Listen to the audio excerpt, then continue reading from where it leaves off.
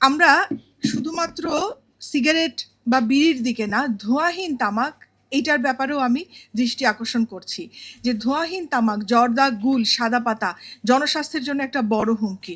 আমাদের দেশের শহর এবং গ্রামাঞ্চলে বিশেষ করে আমাদের নারীদের মধ্যে কিন্তু ধোঁয়াহীন তামাক ব্যবহারের মাত্রা অনেক বেশি।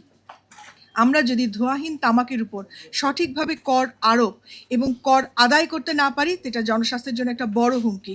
সিগারেট এবং বিড়ির পাশাপাশি ধোঁয়াহীন তামাকে যথাযথভাবে কর আরোপ করা এবং সেটা আদায়ের উপর সরকারের দৃষ্টি আকর্ষণ করছি আমি এক্ষেত্রে।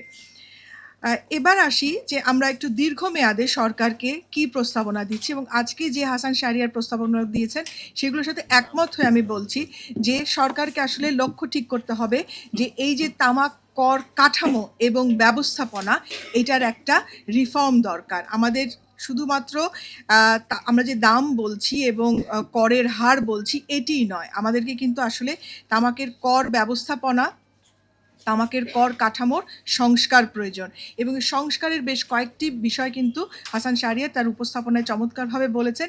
একটি হলো আমাদের যে এখন 4 স্তর বিশিষ্ট সিগারেটের যে কর কাঠামো আছে, জটিল কর কাঠামো, যেটি আসলে কর ফাঁকি দেওয়ার একটা শর্ত হিসেবে কাজ করে। কর ফাঁকি দেওয়ার একটা সহজ উপায় হয়েছে তামাক কোম্পানির জন্য এই বহুস্তর বিশিষ্ট জটিল কর কাঠামোটি।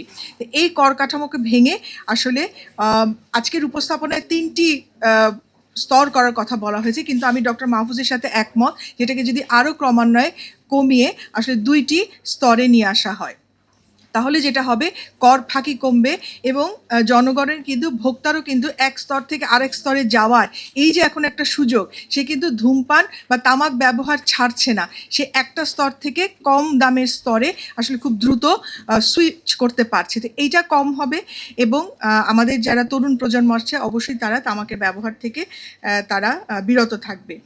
আরেকটি যেটা